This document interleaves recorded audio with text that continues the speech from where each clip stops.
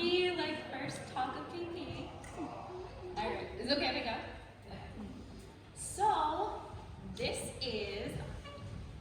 is my talk today is about this past year. It was my first year being a full-time drama teacher for middle school in New York City. And what this talk is about is the ways I was able to add LARP into my curriculum. And it's my hope, and I think that even teachers for other subjects could still fit everything in just using a little bit of class time.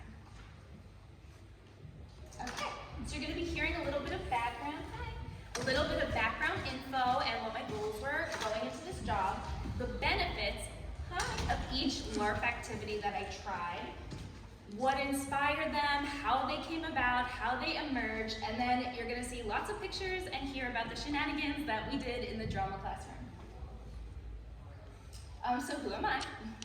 My name is Lindsay Wolgel. I used to be a full-time performer until I transitioned into full-time teaching this September. I've done a lot of acting and facilitating in LARPs. So I've talked at KP before about kind of what that experience was like, doing LARP and immersive theater hybrid productions in New York City. This will be my fourth edu-larp. I gave this speech yesterday. This would be my fifth in-person KP. I'm so happy to be back. The last time I was here was in 2019, so I'm really, really excited to be here. I've been teaching the performing arts in different capacities for 11 years, camps and after-school programs, things like that. And I have my own virtual voice studio. So it's called Voice Magic Vocal Studio. And I teach all ages voice lessons virtually. Okay, so this is about my school. This is my school. We are in New York City, all the way uptown at 150th and Amsterdam. So if Broadway is like 42nd Street, Times Square, we are up a little bit, but still on the island of Manhattan. The lower floor and the basement is middle school, and the upper floor is high school. This is a very historic building. It used to be a button factory, and it's been so many things since, and you can actually see some of the old button factory stuff on the outside. It's a charter school. So in America, we have public schools, private schools, which you usually do pay to attend, and charter schools.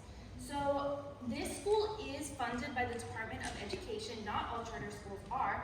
And so it means that we kind of operate from different restrictions. We don't follow the exact same thing that all the public schools are locked into. These are some of my students. So you get into the school by a lottery system. Our class size is about like 25 to 27. Fifth grade is half that size, which is great because they have less enrollment. And so a big thing I tried to figure out is how to do a LARP with this many kids who love to move around a lot. So the way it works is that each grade is split into 4 sections. And each quarter, will have like 25% of the whole school. I teach all 4 grades every day. So they have 1 period of electives. The rest of the school day, other than lunch and recess, is like English, math, all the intense stuff. So when they're not in drama, other quarters, they might be in phys ed, they might be in art, they might be in health. And so what's been great about this is that I kind of got to start again each quarter. So things that didn't work first quarter, I got to trash them, I got to try different things, and that has been a big blessing, though it has been a very busy year. So I wanted drama to be creative, I wanted it to be low stress, and a big gift and blessing to me is that I have freedom in my curriculum. My principal really just let me run with whatever I wanted to do, and that was amazing. So my intentions, I thought over the summer, what kind of teacher do I want to be? What teachers really stood out to me? I always came back to my 4th grade teacher, Mr. Laurie. He was amazing. He would play the guitar during spelling tests, and I also had him our first month into 4th grade. It was 9/11, and I just remember his presence was so calm through it all, and that always stuck with me. And so we wrote a song as a class called Come to the Mountain. I'm not gonna sing it for you right now, but it's very cute, and I just always remember our class had that. It was our little special gift. Oh, thank you. And so my dream was to really have a job where I could teach drama full-time, have that stability, but be able to teach LARP. and I'm so excited that that ended up happening. So I definitely wanted my students to have those ephemeral moments, those special things, as well as co-creative experiences. Oh, I'm going to show you this picture again later. Okay, so the first thing I did that I loved was the Drama Club podcast. So this idea came during Drama Club, and I'm going to give you a tiny little preview of it now. This has been my most successful thing that I do. I love it. Students love it. We use it all the time. So, actually we don't need the music. So I'm going to do a little bit of it right now. So I'm going to pretend that I have a held mic, and let's pretend you're my class. And so we put on music, and then I say, hello everyone, and welcome to the Drama Club podcast. Can I get a round of applause from the audience? Thank you, thank you. This is episode 948, and today we are talking about traveling. Does anybody want to be my student for like 2 minutes? Does anyone want to pretend to be a 7th grader? Come on up, come on up. Thank you, thank you. Now, by the way, we do need, oh here, I'll help you. Thank you, you're welcome. So by the way, you know, there is no, just to remind you, because we are filming a podcast, there cannot be talking in the audience. So welcome, remind me of your name. Sarah. Sarah! Well, this is our part of our Getting to Know the 7th Graders series. We have been getting great reviews, so I'm so happy to have another 7th grader here. So Sarah, tell us, what do you love about traveling? Oh, Speak into the mic. Okay. I love traveling because then you like meet lots of persons that you never met before, and that's what I like traveling. Who is your favorite person you've met traveling? Oh, I met a girl in Sardinia. She was just the same age, and we were born on the same day. Yes. You will never believe this, but we have a caller, and that caller is the girl you met from Sardinia. She's on the phone. We're gonna hear her now. Does anybody want to play the girl from Sardinia? Yeah. You want to? Okay. Yeah. All right, we have her on the line. Hello there. Hello, Erica. This is Erica. Hello. Hey.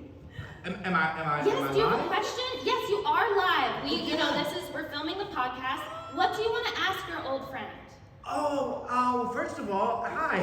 Hi. Do you remember when we went to the beach when you were here all those Yes. years ago? Yes. I just really wanted to ask you if you wanted to come and visit me again. We can go to the same beach. Oh yes, I love it. Yes, it would be so fun. It would be lovely. I love the beach. The water was totally crystal clear. It was. Ooh. I've never seen such clear water before. It was. Oh, that sounds amazing. Well, thank you so much, Erica, for calling. We are so happy to hear you on the show. By the way, do you have social media? How can we follow you? You can follow me at Erica Rocks the Beach. Amazing, I'll amazing. meet you there then. Yes. Thank you so much.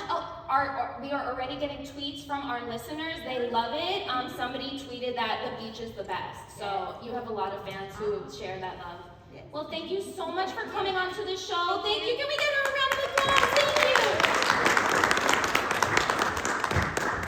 So that was a little demonstration of the podcast. I mean, you could make it into a talk show, but I think I started with podcast because then it wasn't pressure for like people, I'm like, this is just a talk, but obviously everyone is watching. So thank you so much, you two are amazing, yay! Also sometimes students will like come up with a tweet. I'll be like, oh, our listeners are like tweeting all about this. Oh, one said this, and like someone can make up a tweet. So, yes, the benefits are that this is really the biggest benefit is that the audience must be quiet. Like having middle schoolers, that's probably the biggest benefit of the whole thing. Also, like if we're filming, they shouldn't be walking around. So that alone is very, very helpful. And it's a familiar setting. They've listened to podcasts, their family does. They know what the deal is. And of course, as we saw, whoever's the guest could have more alibi or less. They could play themselves, they could play someone else, someone their age, somebody older, anything. It's also great because this could be short or long. So if you just have like 4 minutes left at the end of class, you can run a little episode, or you could do this the entire period, and we have, and it's very fun. Also, depending on how big your class is, how many students you want to get involved, you could have more than one person being interviewed, you could have a little panel, you could have lots of callers, you could have people reading tweets. You can really get as many people as you want involved. Oh, and sometimes I started filming it because it was really fun, and so we say we're filming like background content for YouTube, for our YouTube channel, and kids love being the filmer, like, because they get to hold the phone. So yeah, the most successful days were on Halloween and dress-up days where kids were already in costume, so they came, that's really how we got to like, you know, role playing, and that was so much fun. You could do get to know your class at the beginning of the year, or, you know, even if you're earlier on, they get to know each other that way. Students love drama, and when I say drama, I mean gossip. Like, they love gossip. So the rule is, if they're gonna talk about like gossip, it can't involve anybody in the building's name, you know, and it shouldn't be like obviously referring to something that happened recently, but they love like coming up with drama and gossip. That's always really fun. You could also change up the setting. One time we filmed our podcast at the barber shop, and it was so cute. Like, one student used like the ruler as a comb, and he used the stapler as like a hair thing in the background. It was very cute. So you could also film in different places. You could connect this to any content you're teaching at the moment. So, you know, if you're learning about like Aristotle, like we could interview him. Or we ended up doing like talking about math on the podcast. It was actually really fun, so I think you could do that. And, you know, let's say you're reading Shakespeare and you just get through a juicy scene, maybe after you could almost have it like on the Real Housewives show where like, you know, you talk to them after, like they dish about what happened. And of course, this increases their engagement with the topics, which is so important. As we know as LARPers, that when, you know, or anyone who loves education and LARP, that role-playing aspect, the fact that they're more interested really helps them retain the material. It's also great for like days before break when they don't want to do anything and everyone like is already on vacation. Great for also testing days if they're just like done for the day by the time they get to your class, like you can use this. Also, I did teach them the in-character, out-of-character meta technique, and that's super helpful. You know, if I'm like, okay, you're not supposed to be talking, like you need to stop, you know, that's how you can use it. All right, the other thing I did that was super, super helpful and fun were in-class parties. So, why does an in-class party work as a LARP activity? First of all, everyone loves a party. You know, they know what to do, we know what a party is, it has very set expectations. Also, like, admin knows, okay, we're throwing a party in class, like, you know, they get it. Also, I started off using this as an end of the drama quarter celebration. So it's like I had them all quarter, and then it was great to end with a celebration, because you're also celebrating their hard work. And you're like, okay, you have to be good, until otherwise we're not gonna do the party. It's easy to get materials, the dollar store, we get all of our decorations, simple. Also, if you like end up having extra time, you can just use all the time you have with music and food and dancing. If like your LARP, the parts that are LARPy of this, you know, don't fill the whole time period. This is a really awesome activity because it is very able to be culturally responsive. So in my school, that's something like as a charter school, we love to like have students bring elements of their culture in. My students are 90% Latino. And so it's really fun. We play bachata music, like they get to really make also parties that remind them of their family, and it's so much fun. Also, oh yeah, there's also like opportunities for students to take on leadership. Like one of them usually wants to be in charge of the playlist, and then they get like the power in that way, and you know, someone's like, I'll pick all the food. Like it's fun that they also get to take those roles on as well. The baby shower. Yes, this is the first in-class party we threw. I will tell you how it came about. Okay, so here's what happened. My student, John DL, in 7th grade, one day he just started coming into class and he stuffed a sweatshirt in his shirt and was like pretending that he was pregnant. And he also like did the walk, like he did everything. And he was really good at it too. And I was like, oh, like is someone in your family having a baby? And he's like, no. And I was like, okay, all right, cool, whatever. And then like the next day he did the same thing. And I was like, oh my God, like, wow, like, and you know, I'd start talking to him about it every day, like, you know, when are you due? How are you feeling? Like, oh my God, we have to get ready. Like, I think we should throw a party. And then I was like, what if we do? Like, what if we actually do throw a party? And in America, at least, the baby shower, you throw a party for the new mom. So this worked really well, and I'm gonna show you pictures and everything. It works also well because at a party, everyone knows or like will know the person whose party it is, so everyone is automatically connected. So we had different groups. Some students were the friends of the mom, some were co-workers, neighbors, family. So you already have instant groups that they get how do you interact with your family, they get that. I'm gonna talk about this more later. Google Classroom is how we generated a lot of ideas. I'll tell you more later. Also, there were so many opportunities for students to be involved. This was their final for the class. They did really well, this class the whole time. I've had at this point 16 different classes, so not all classes I got to LARP with or even wanted to attempt this kind of thing, because different classes just have such different personalities, but for this one we did. And so your final, I was like, you could do one thing. You could make a speech, make a costume, create a gift, bring food, bring anything, and as long as they participated in that way, they would get their credit. So here are some pictures. This picture on the right is when they were giving speeches. That was me. I played the party planner, so I could still be in charge of time and stuff, but not be myself. And so there he is, John D.L. sitting on the chair.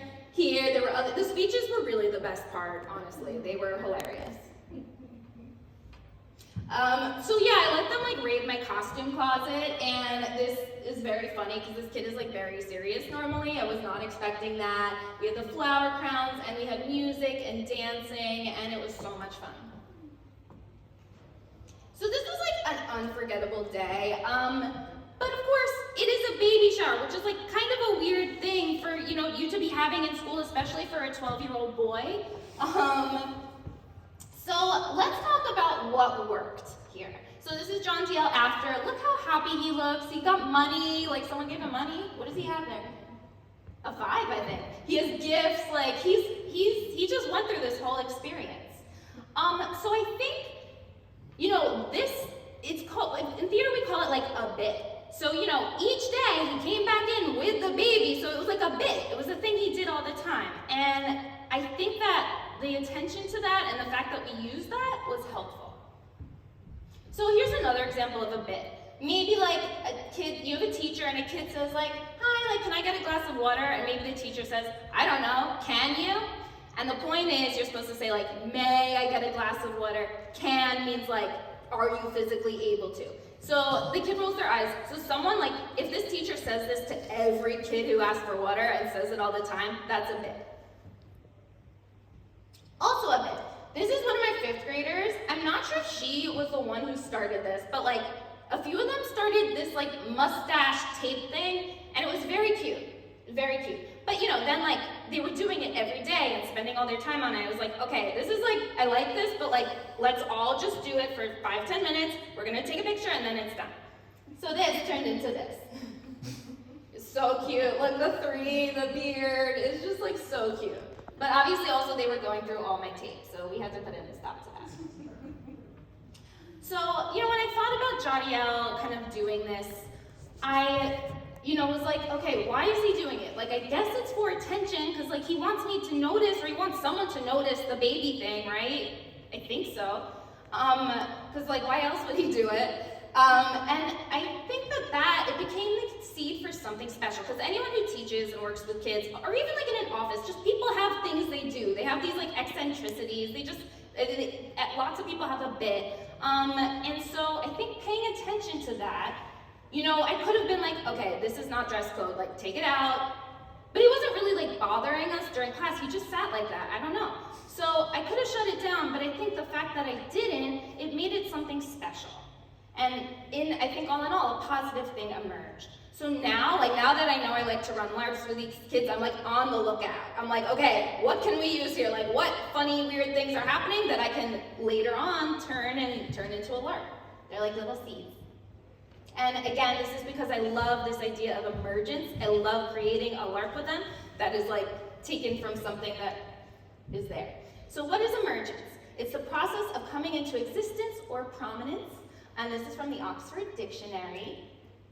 So this focus, I think, and love for emergence comes from my training and experience doing devised theater. So if you don't know, I'll read this definition.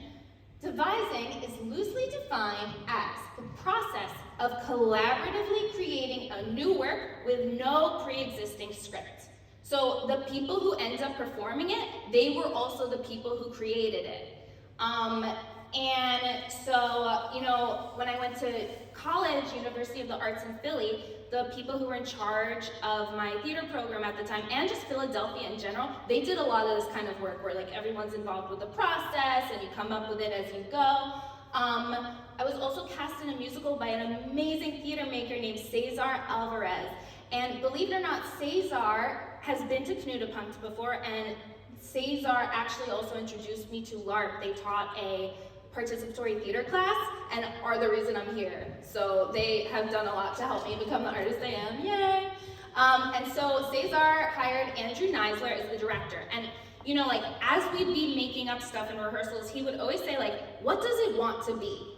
And I thought that was really interesting because it's like giving that seed, like what does that seed want to become? If you think of it that way, I always just really like that.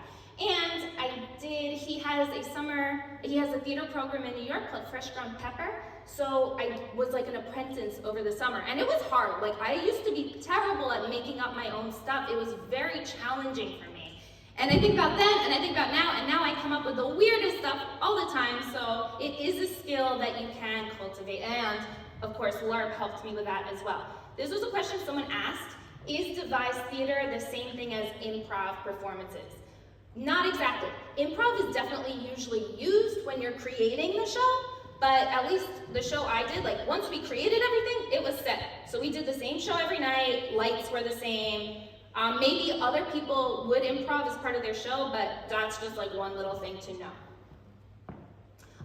So yeah, and you know, not just devised theater, there's other activities that help people. I love Jamie Lauren McDonald, who's here at this weekend at KP, and Annie Tolvanen.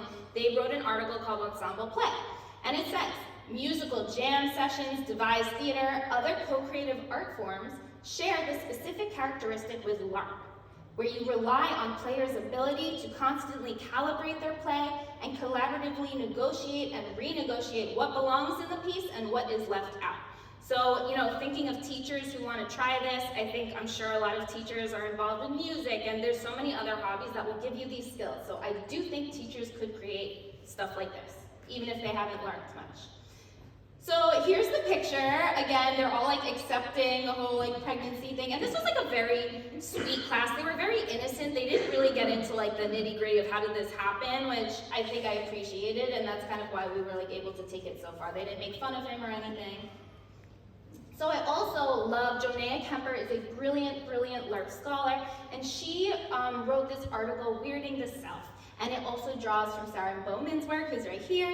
And so, you know, yes, was I a little worried that like administration would think I was crazy for having a baby shower? Like, maybe a little. I didn't really think about it until after. But I think what was so fun about it is that it was kind of weird. Like, it was weird. We had a 12-year-old boy having a baby shower.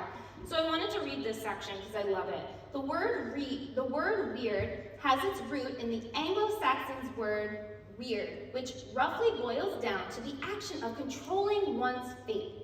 To be weird is to control one's fate rather than let society determine your place and fate. So to be weird is outside the normal aspects of society, yes, but to also collectively decide who you would like to be, not based on societal pressure. It's my belief that LARP affords us the actual ability to weird ourselves, that is to shape ourselves and our conception of self through play.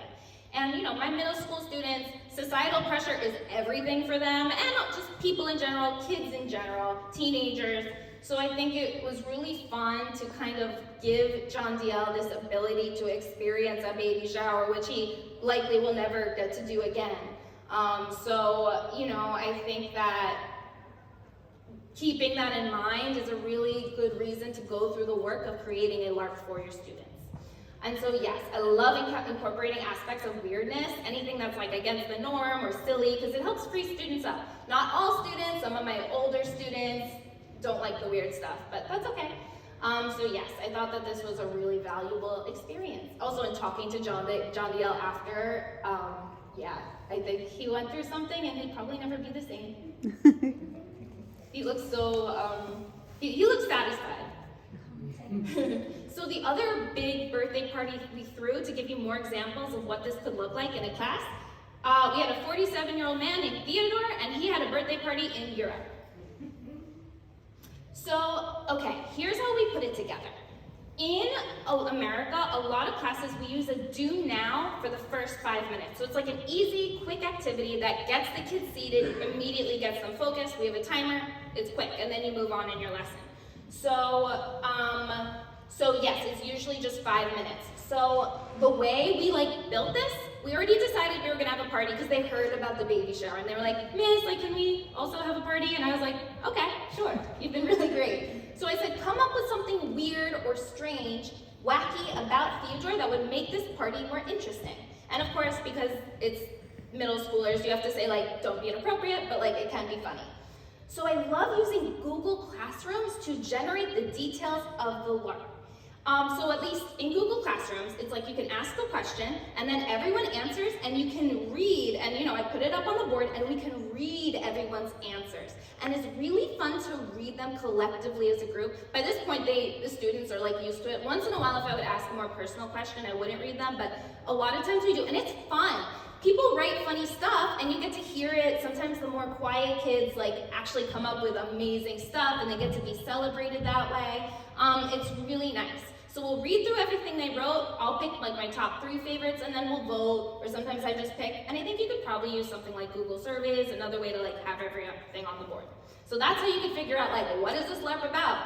Who's gonna be the main person? What's crazy about them? And yeah, students got to choose whether they want to play someone similar to themselves or someone totally different.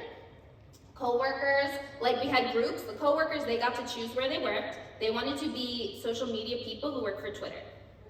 And that's cool. So this time I tried to create a plot that was happening during the party.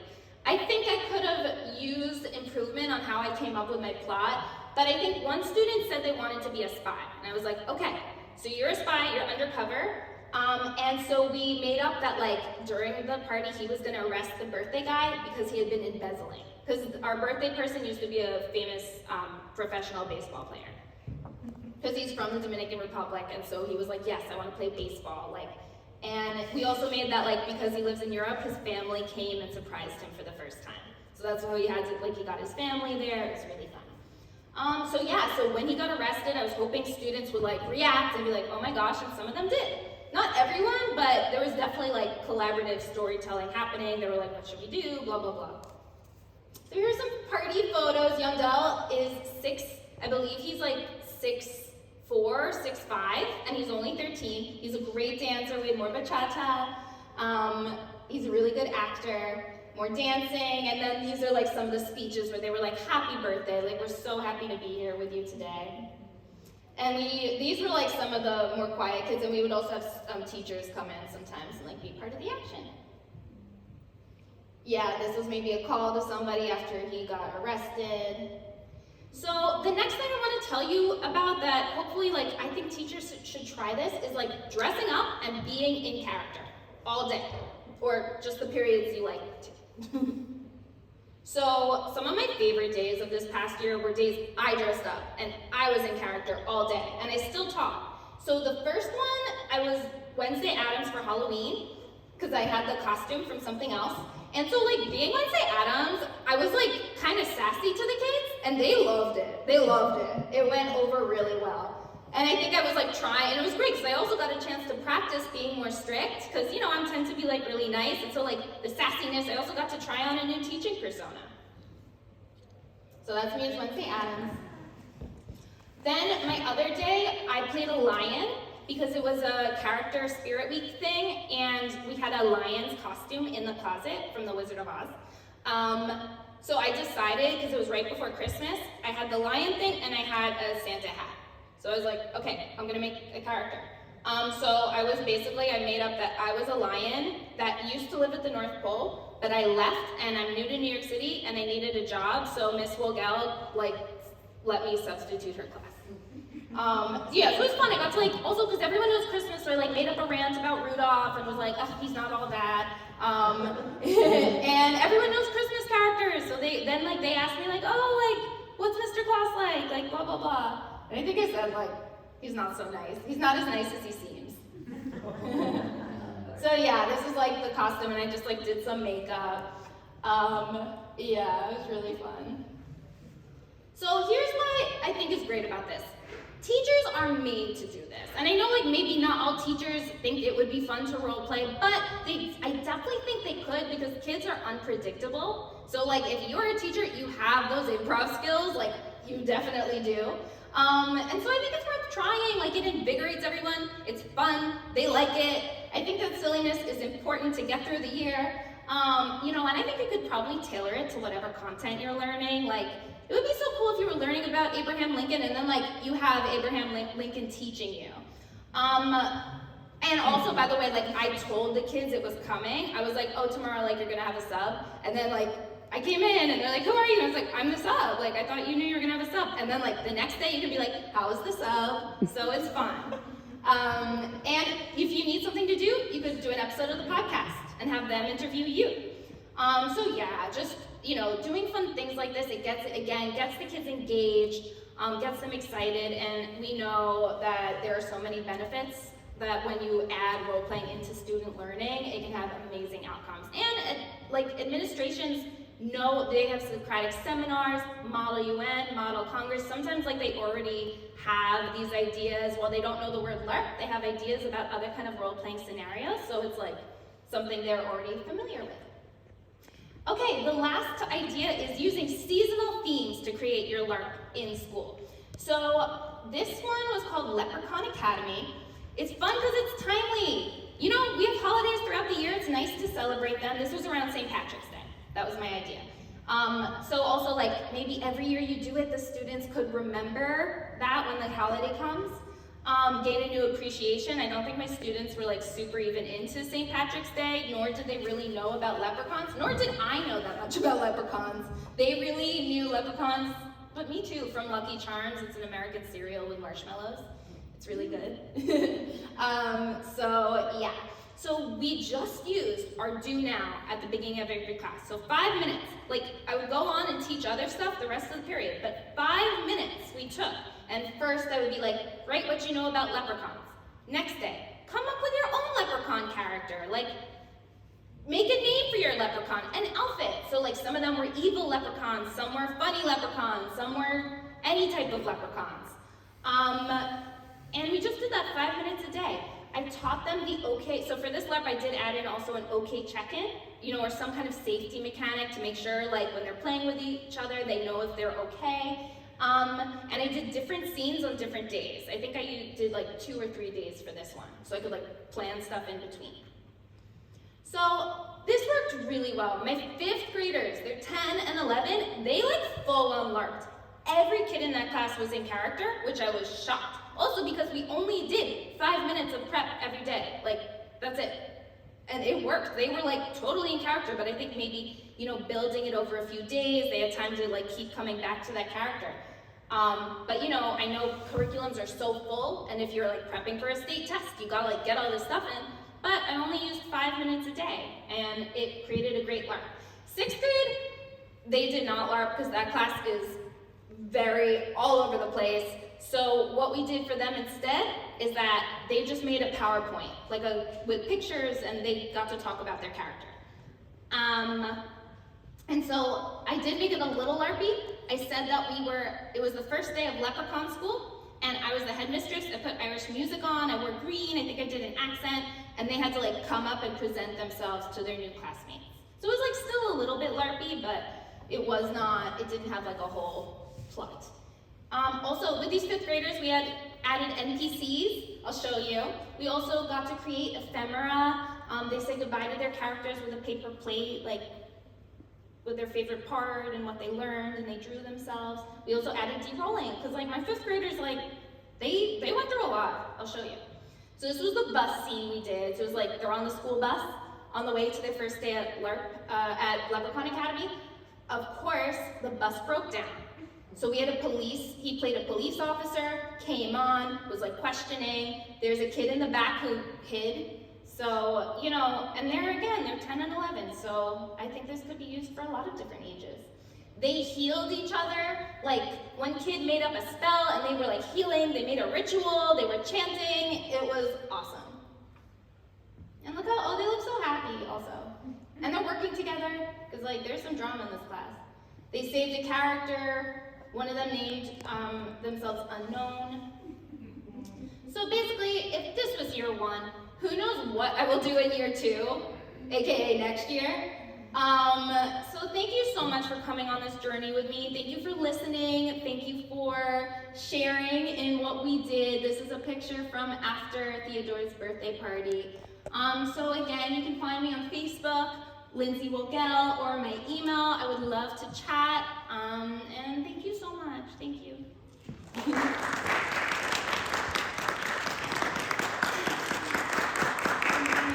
And yeah, if anyone has questions, let me check the time. The time is 8:42. Okay, so we have 3 minutes. If anyone has any questions. Here, you want me to put, I can put it back up. Yes, sure. I'm curious about 2 things content-wise. Like, we seem to have a lot of gender play here, and we also seem to have a lot of play with authority. How did the students react to those elements?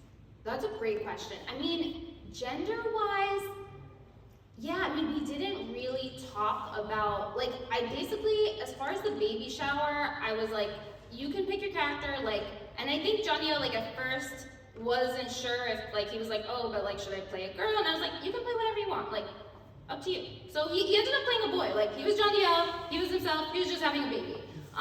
Yeah, and I didn't really, like, get into it that much. Other classes, we do have students, like, who choose, who choose their pronouns, and that's what we go with.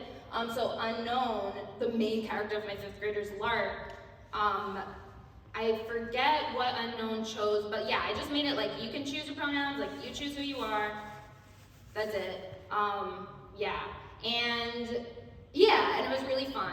Like, we had family members for the baby shower. Yeah, we're like, okay, boys baby shower, that's it. And as far as authority, what's your question? Like, how did they? Well, you have a couple of scenes that look like a police officer is like arresting someone or interrogating someone, and then you also said it was quite heavy for the leprechaun LARP, so I'm just curious what that was about. That's a great question. And I mean, also, like, I definitely also, this is a good, like, I definitely had to throw some ideas out, like, with the arresting thing. Like, there were definitely other ideas. Someone was like, oh, like, there could be gang activity, and, like, that was, like, a lot of people wanted to do that, but I was like, I don't feel, like, we don't have the time to debrief. I didn't feel ready to do that. So I that's a great question. I guess a good tip would be, like, you do have control of the content. You could always use the safety mechanics. I told them about cut or break, so if something came up, they knew that they all had the opportunity to, like, stop play or talk to me out of character. So yeah, I think, like, the police officer, and he came up with that in the moment, but he was like, I could be the police officer, and I was like, yes, like, okay. So I think it went, and they all, like, believed in it. They did, like, respect the authority of those characters. And so yeah, but you're right, there was a lot of that. And it was cool, it was cool to see a lot of those students step up also. Like, I did not expect that from the kid who wanted to be the police officer. I did not expect that also from the kid who wanted to be a spy. And his acting was great. So yeah. Did any of them use the safety mechanics? Okay. Well, they love this. Yes, I do think they used the okay check-in. I do believe the 5th graders did. Like, they really took to this so well. I think the 5th graders did use it. I know, I was like, oh my god, I was super proud. Yes, so I do think that's important. Like, and also, like, we really practiced it. We practiced it every day. Because, like, it's new to them, they're middle school, so, like, if you're gonna do something like this, practice it a bunch of times, take some time to let them, like, show some scenarios where you might need to use those. Like, I made that we did it a lot. Thank you so much. Please come find me. I'd love to say hi and enjoy the rest of your KP. Woo.